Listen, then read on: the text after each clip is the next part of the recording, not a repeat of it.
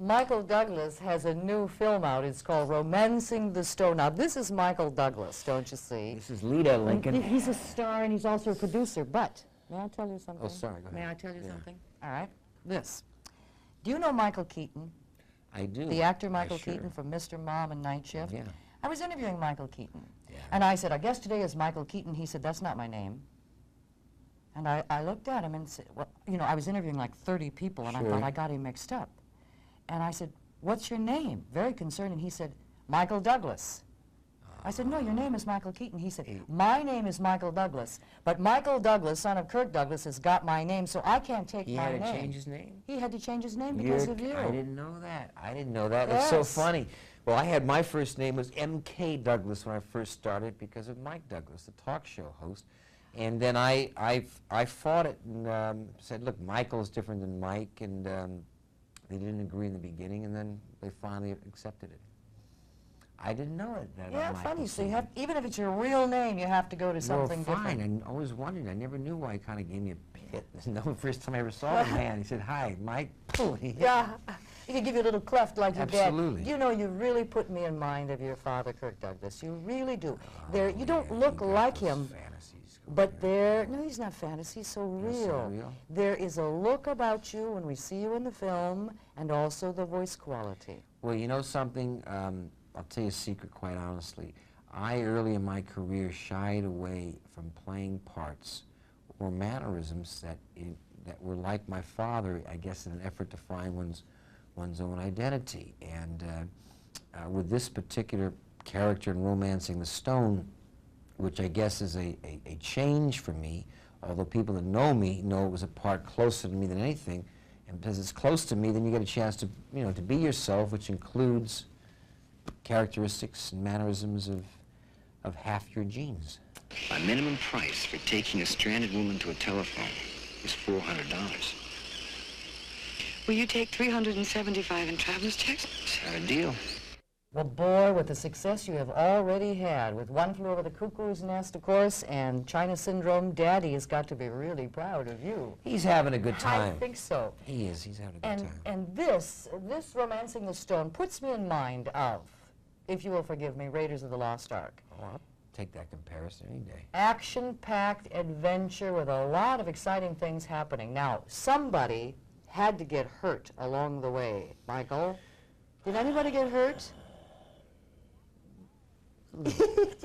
Well, these things happen a mile a minute. So, a few stitches here, a few stitches there. Big snakes, big snakes come in like that. No problem. No problem. No alligators, little problem. Or crocs.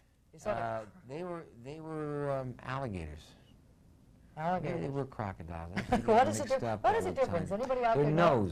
Their noses are entirely different. Crocodiles have a, I'm going to really sound like I know what I'm talking about, have a much shorter snub nose, whereas alligators have that long, thin nose, I believe. I hope if you have any zoologists in Lincoln, I hope I didn't blow it. All right. What about mudslides? A few scratches, here or there, bruises. The only serious, we were about a 10 or 12 stitch show.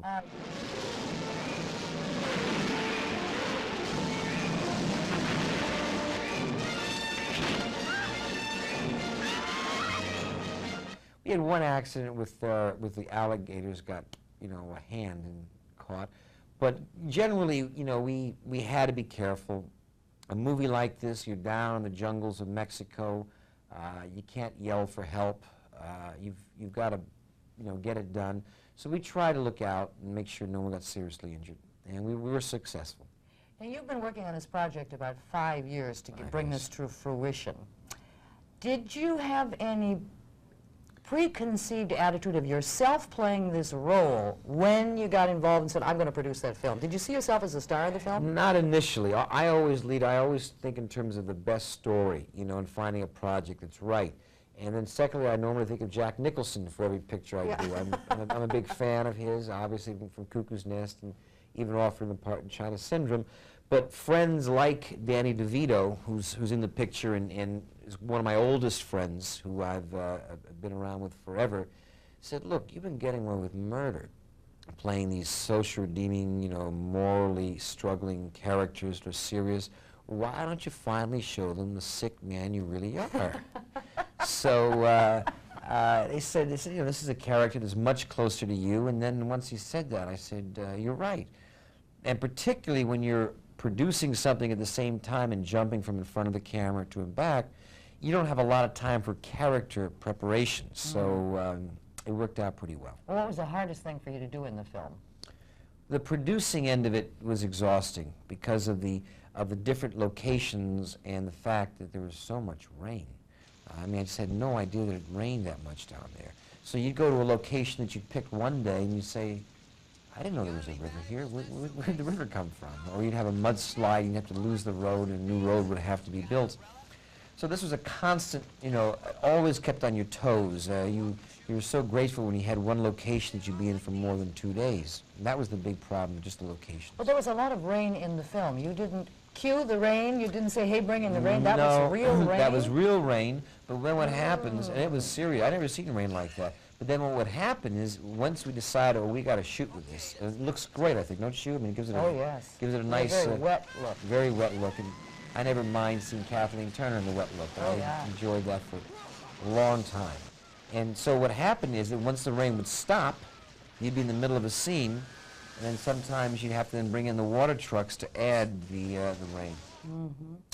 Next project down the road, we're a CBS affiliate, is a mini-series called Conquistador. Yes, it's an 8-hour television series for CBS called Conquistador, and it's the story of the conquest of Mexico, the story of Cortez, Montezuma, and Cuauhtemoc, and we hope to start shooting that in January of next year in Mexico. You have an affinity for Mexico. It's funny, things just sort of fall or in that kind of pattern.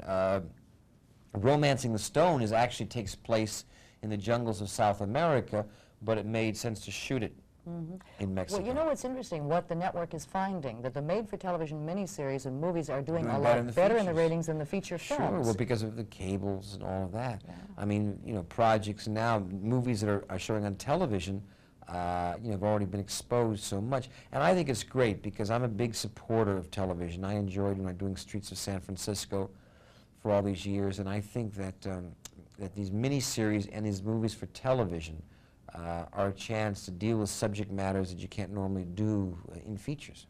Mm-hmm.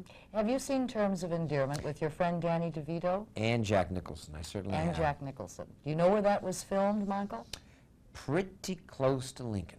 In Lincoln. Oh, it was? The first film ever done in Lincoln, Nebraska. Well, So I would like to invite you, Michael. You don't have to go to Mexico. You don't have to go to Colombia and Brazil. The next film that you do, you can come to Lincoln and do it on your own terms. well, thank you. Meet Lincoln, it's a pleasure. You don't You got a have to heck be- of a track record. Let me tell you, that's your first one. 11 Academy Award nominations for the That's first film. not bad. Listen, you don't have to cut through jungles there. We cut through all the Really? red tape for you. You want a street closed? We'll do it in about 13 seconds. Lita, you working for the Chamber of Chamber Commerce on the and side? the New Nebraska Film Commission. Michael, what a pleasure to meet you. Nice talking with you. You've It's been done a pleasure. wonderful film, Thank and you. well, I think it's going to make a lot of money, and he's going to be even richer than he is. Buy a piece of Lincoln. Right. Thank you, Michael. Thanks a lot. Please stay tuned. 10/11 Morning continues.